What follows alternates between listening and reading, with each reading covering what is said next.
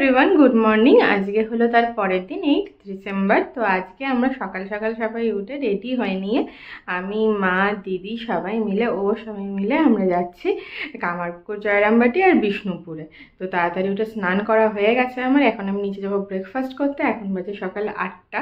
গাড়িও বলা হয়েছিল 8টা, আমরা যেহেতু এতজন যাচ্ছি তাই একটু লেট হচ্ছে। তো চলো, আজকের দিনটাও ভীষণ মজা হতে চলেছে। আশা করছি এই ব্লগটা আমি দুটো পার্টে দেবো, মানে একটা বিষ্ণুপুরের বনবিতি রিসর্ট, ওইটা একটা পার্টে যাবে, আর কামারপুকুর জয়রামবাটি আরেকটা পার্টে যাবে। তো চলো, যে দিনটা শুরু করি, তোমার সাথে থেকো। আশা করছি তোমাদের ব্লগটা দেখতে ভীষণ ভালো লাগবে।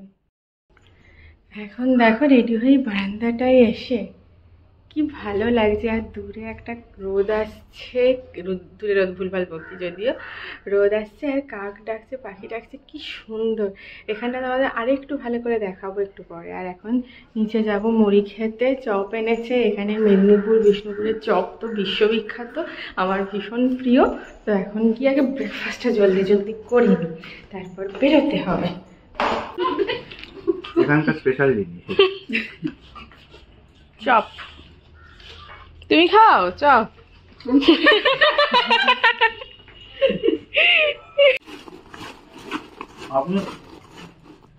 এখন আপনি ছোলা খাবেন না? আমরা এখন রেডি হয়ে গিয়েছি কামারপুকুর জয়রামবাটি যাওয়ার জন্য। আর মায়ের এখন মাঝখানে শরীরটা খারাপ হয়ে গেছে, যে উদ্যোগ নিয়ে মেন আমাদের পুরোপুরি এই ঘোরাটা ডাউন এখন।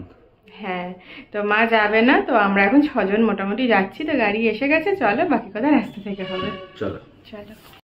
আমার একটা সিঁড়িতে ব্লক করার স্বভাব আছে। এখানে যেহেতু তালার সিস্টেম নেই, তাই 3-4 বার তালাটাও টানলো না। তো মুকুন্দপুরে 10 বার তালা টেনে টেনে দেখে যেত। পারলে বোম টোম বেঁধে ফাটিয়ে দেখতো তালা ভাঙছে কিনা। কি অবস্থা, কি অবস্থাটা কি মুখে রেখে দিয়েছে, দেখো মুখে রেখে দিয়েছে। ও আমাকে ওইভাবে দেখে, হাসি হাসি পাচ্ছ বাবা, হাসি কে যাবে না তো? হ্যাঁ হ্যাঁ যাবে। আচ্ছা আমি ক্যান্সেল। আচ্ছা ঠিক আছে, কোনো ব্যাপার না। তুমি চলে কোলে বসবে জামাই। তো দাঁড়িয়ে কে যায় গাড়িতে?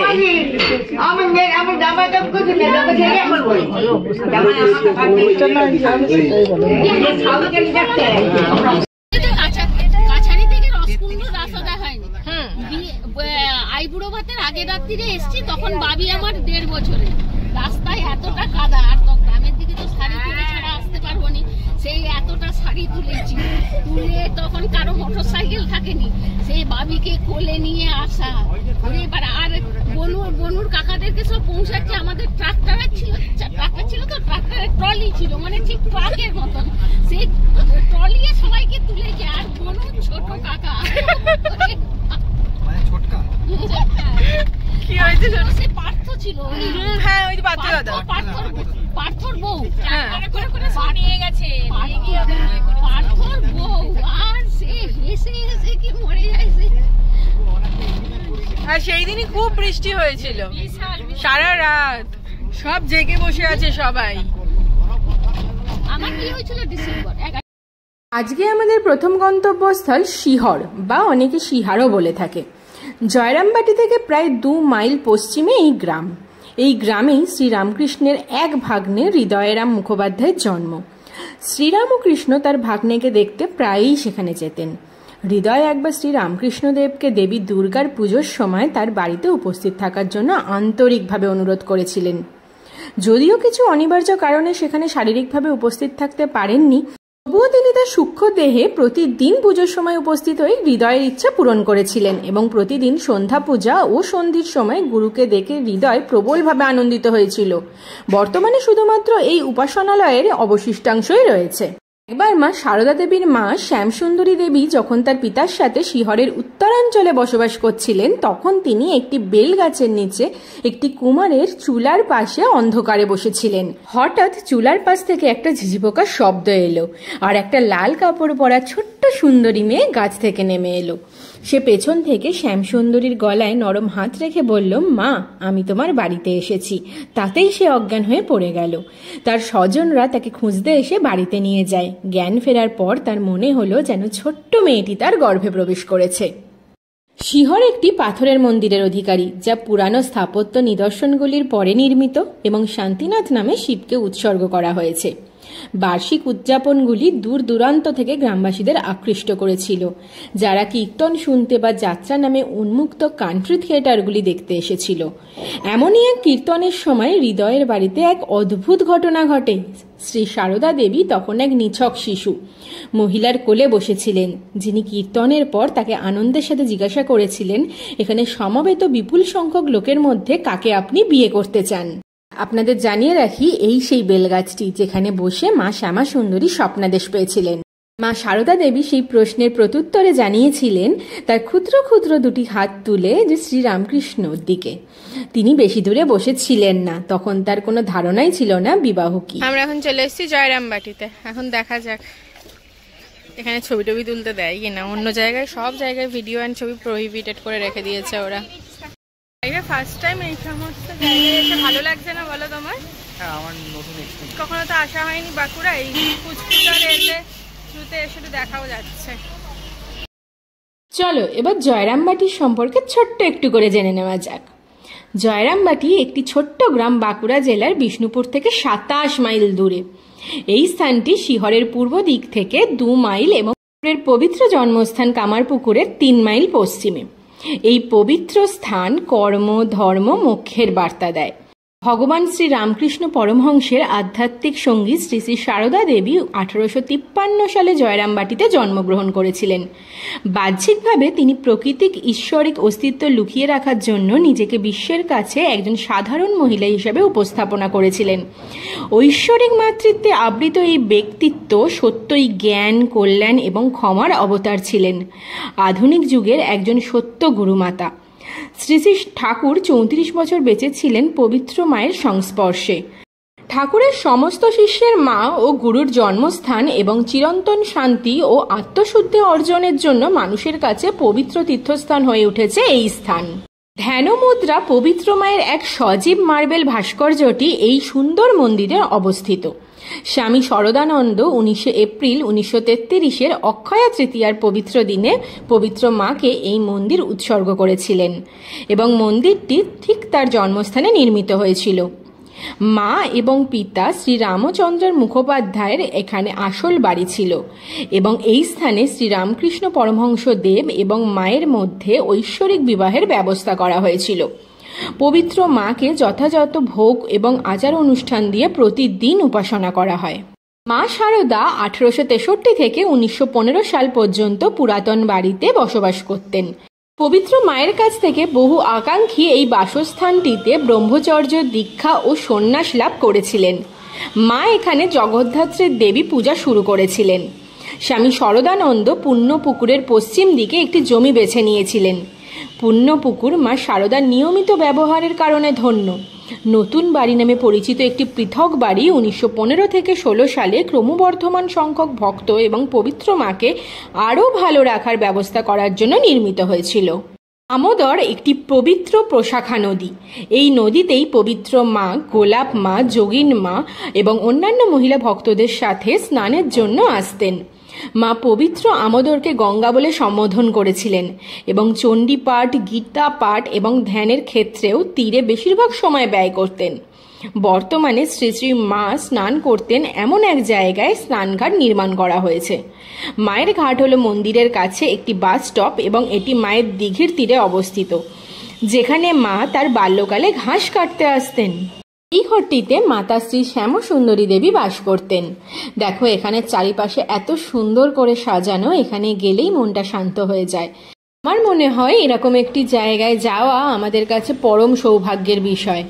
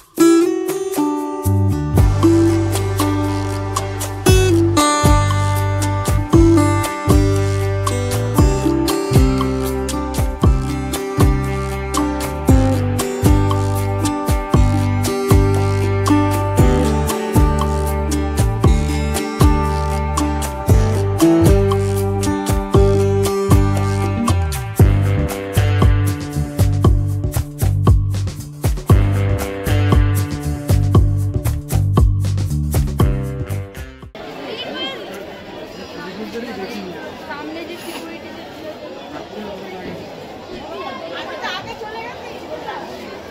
ভালো লাগছে ব্যাপারটা। মায়ের নতুন বাড়ি, চলো যাই। আমি আছি দাঁড়িয়ে। হুম,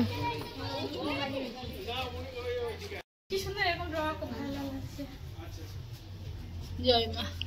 এখান থেকে অনেক ভালোভাবে দেখতে পেলাম, অত ধাক্কা ধাক্কিও নেই, সুন্দর।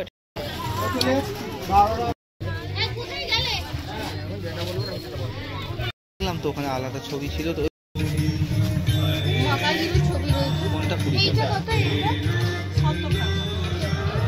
পাওয়া যায়। ও এইটা তো বিরাট বড়। হুম, এগুলো সে ভেতরে মানে ইয়ের মঠেরই এগুলো দোকান। কুমোরপাড়ার গরুর গাড়ি সব।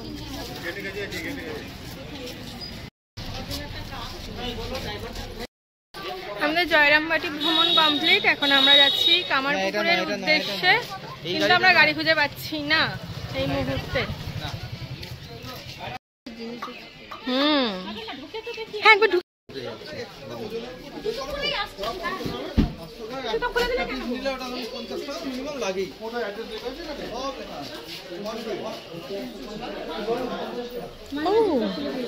কি সুন্দর।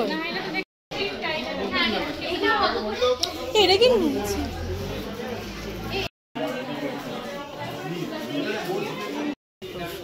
দেখুন এগুলো আপনার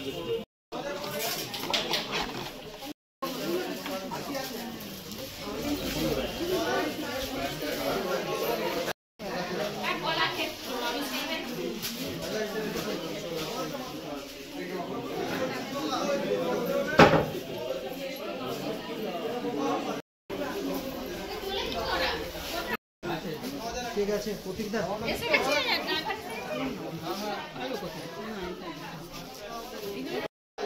ছবিটা একবার খুলে দেখে না।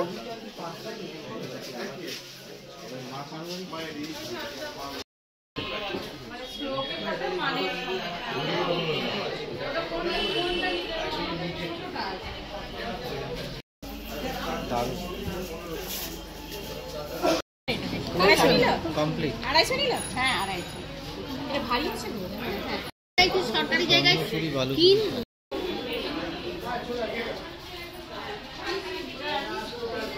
দুটো। হ্যাঁ বালুচরি সরকারি।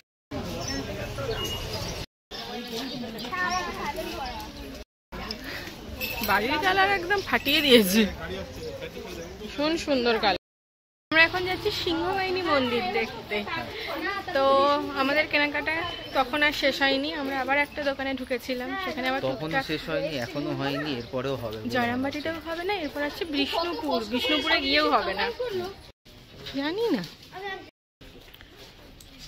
এখানে মনে হয় মহাদেবের মন্দির। এটা মন্দির থেকে, জয়রামবাটির মেন মন্দির থেকে একটু গলির মধ্যে দিয়ে যেতে হবে। এখানে কি সুন্দর, দুদিন ধরে রোদে যা পড়ছি আমরা, বলো না আছে ছাতা না আছে কিছু। রোদের মানে শীতের তো পর্যন্ত নেই, রাত্রের দিকটা একটু শীত করে, কিন্তু এখন দিনের বেলা কিচ্ছু নেই।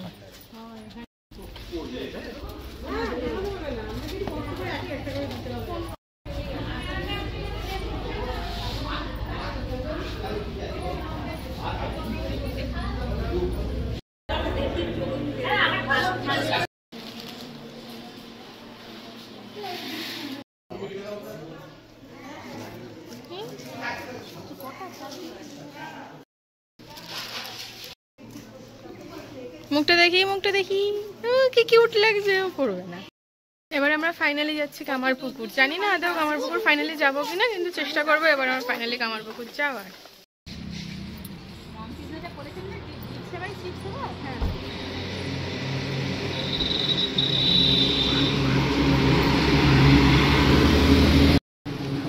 নরনারায়ণ পুজোর সময়সূচি লেখা আছে। এটা নরনারায়ণের মন্দির না, না। এখন এসেছি নরনারায়ণ মন্দিরে, যেখানে দিদি বলো আরেকবার। হ্যাঁ বিবেকানন্দ যেখানে ছোট ছোট বাচ্চাদেরকে প্রতিদিন পুজো করা হয় এখানে নারায়ণ রূপে।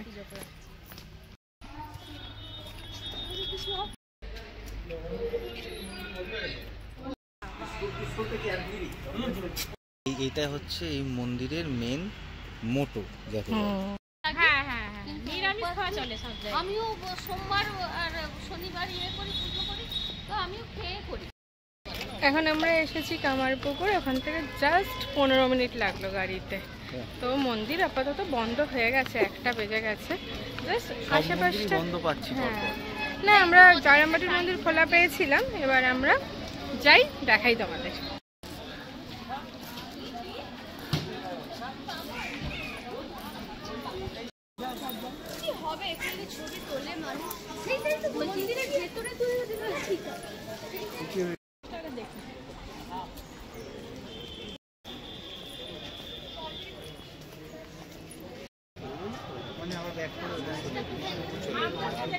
এখানে কৃষ্ণদেব জন্মগ্রহণ করেছিল। এই যে আচ্ছা আচ্ছা, এই যে আচ্ছা, ওই সামনের মাঝখানে যেটা আছে ওই চূড়া করে যেটা, হ্যাঁ, ওটা মন্দিরটা, ওখানে হচ্ছে ঢেকিশালা।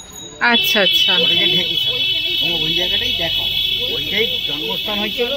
ওটা মেন জন্ম তো ওইটাই। আম গাছটা পড়ে গেছে, আম গাছটা শুয়ে আছে। ও শুয়ে আছে, শুয়ে আছে। আম গাছটা এই কোনায় ছিল না? না, ওই যে ওইটাই করা ছিল, খানেটা শুয়ে গেছে, সেই গান পর্যন্ত চলে গেছে। আচ্ছা আচ্ছা, ওইখানে না এইগুলো একটা হেরিটেজ করে রেখেছে। অটোমেটিকও চলে যাবে, নিয়ে নেবে। যেহেতু দুপুর 1টা বাজে, একদম মেন গেট থেকে বন্ধ করে দিয়েছে। আমরা জয়রামবাটিতে ওখানেই শুনেছিলাম, ওখানেও 11:30টাতে মন্দির হলে এখানেও তাই। তো বন্ধ, একদমই ঢোকা গেল না। সামনেটুকু যা দেখতে পেলাম, এবার একটা অন্য গেটে যাচ্ছি, যদি কিছু সুন্দর জিনিস দেখা যায়। আমি দেখেছিলাম আগেরবার রামকৃষ্ণদেব নিজে হাতে যে গাছটা বসিয়েছিলেন, আম গাছটা, সেটা দেখতে পেয়েছিলাম। তো দেখা যাক এখানে যদি দেখা যায়।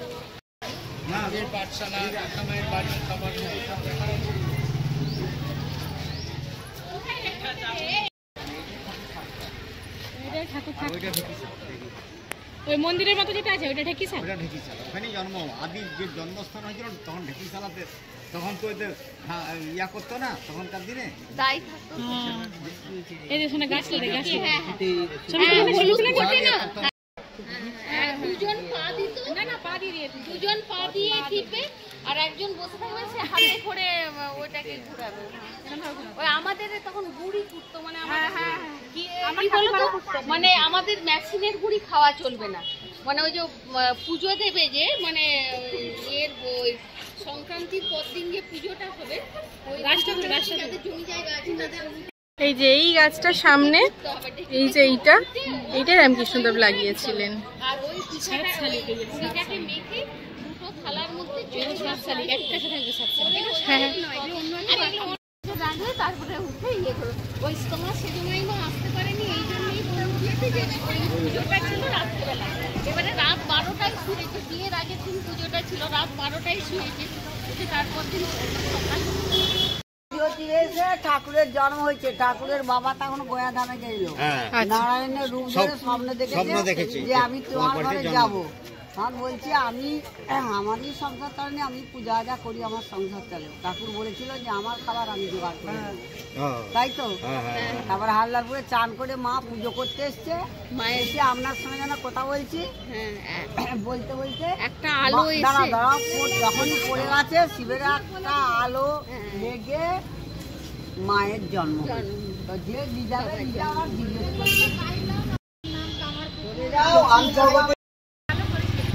তো আমাদের কামারপুকুর তো দেখা হলো না, এখন আমরা যাচ্ছি একটু চাটা খেয়ে এখান দিয়ে বেরিয়ে যাব। এবার যাচ্ছি বিষ্ণুপুর, সেটা আলাদা ব্লগে হচ্ছে। তো আজকে এই ব্লগটা এতটুকুই। আশা করছি তোমাদের এই ভিডিওটা ভালো লেগেছে। ভালো লেগে থাকলে অবশ্যই লাইক, কমেন্ট, শেয়ার, সাবস্ক্রাইব করে দিও। আজকের মতো টাটা।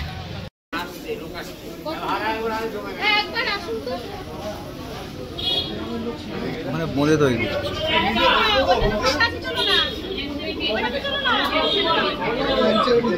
হ্যাঁ মাইমা, এদিকে চলে আসো।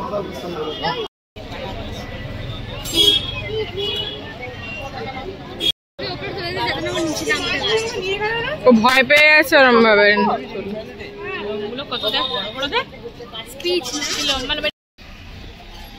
মা এখানে স্নান করতে,